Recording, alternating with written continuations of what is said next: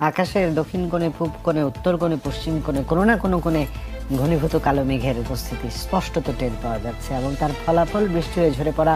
গতকালও রাজধানী জুড়ে ঝিরিঝিরি বৃষ্টি, কোথাও মুষলধারে, কখনো মুষলধারে বৃষ্টি হয়েছে।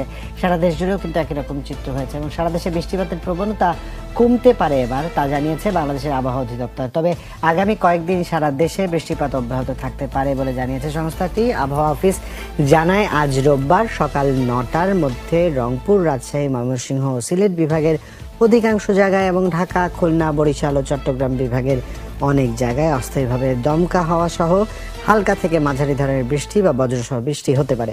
সেই সঙ্গে রংপুর, ময়মনসিংহ ও সিলেট বিভাগের কোথাও কোথাও মাঝারি ধরনের ভারী থেকে অতি ভারী বর্ষণের সম্ভাবনা তৈরি হয়েছে এবং সারা দেশে দিন এবং রাতের তাপমাত্রা প্রায় অপরিবর্তিত থাকতে পারে।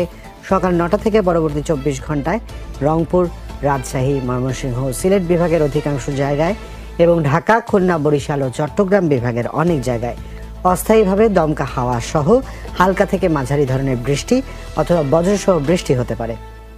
সেই সঙ্গে রংপুর, রাজশাহী এবং সারা দেশে ঝিরিঝিরি বৃষ্টিপাত, দমকা হাওয়া সহ ঝড়ো বৃষ্টিপাত, নানান রকম বাস্তবতার সম্মুখীন আজ আপনারা হতে পারেন।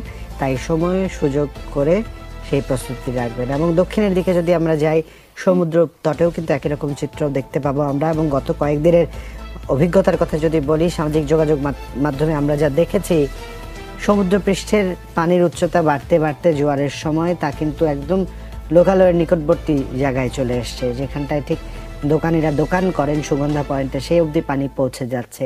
এবং যদি সামনে যেই ম্যাপটি আছে, ওয়েদার ম্যাপ, তাতে চোখ রাখি আমরা দেখতে পাবো সারা দেশে কম বেশি বৃষ্টিপাতের বাস্তবতা রয়েছে। এবং তাপপ্রবাহের কথাও যদি বলি, ভ্যাপসা গরমের যে বাস্তবতা, সেই বাস্তবতা থেকে আমরা কেউ দূরে থাকবার সুযোগ পাবো না, কারণ সারা দেশে ২৮ ডিগ্রি থেকে ২৯ ডিগ্রি সেলসিয়াস, যা ক্ষেত্র বিশেষে অনুভূত তাপমাত্রার ক্ষেত্রে প্রায় ৩০ থেকে ৩২ ডিগ্রি সেলসিয়াস তাপমাত্রা হিসাবে অনুভূত হবে। এবং আমরা যদি বায়ু প্রবাহের মাত্রা দেখি, সারা দেশেই দমকা হওয়ার একটা উপস্থিতি স্পষ্টত টের পাওয়া যাচ্ছে এবং মেঘাচ্ছন্ন একটি পরিবেশ সারা দেশ জুড়ে বিরাজ করবে। আমরা যদি এই মুহূর্তে মানচিত্রের দিকে তাকাই, তাহলে দেখতে পাবো দক্ষিণে যেমনটা মানচিত্রে মেঘের উপস্থিতি রয়েছে, আবার সিলেটের দিকে উপর দিকটায়ও ঠিক একইভাবে মানচিত্রে আমরা কিন্তু দেখতে পাচ্ছি ঘন মেঘের উপস্থিতি। এবং রাজশাহীর দিকে যদি আমরা চোখ রাখি, দেখবো সেখানটাও মেঘের উপস্থিতি রয়েছে এবং ঘন কালো একটি মেঘ সেখানটায় রয়েছে। সকাল যারা এরই মধ্যে শুরু করেছেন, তারাও নিশ্চিতভাবে এই ঘন কালো মেঘের সাথে সাক্ষাতেই দিনটা শুরু করছেন। এবং দক্ষিণের দিকে যদি আমরা চোখ রাখি, আমরা দেখব দক্ষিণেও কিন্তু একইভাবে মেঘাচ্ছন্ন পরিবেশ বিরাজ করবে। সারা দেশ জুড়ে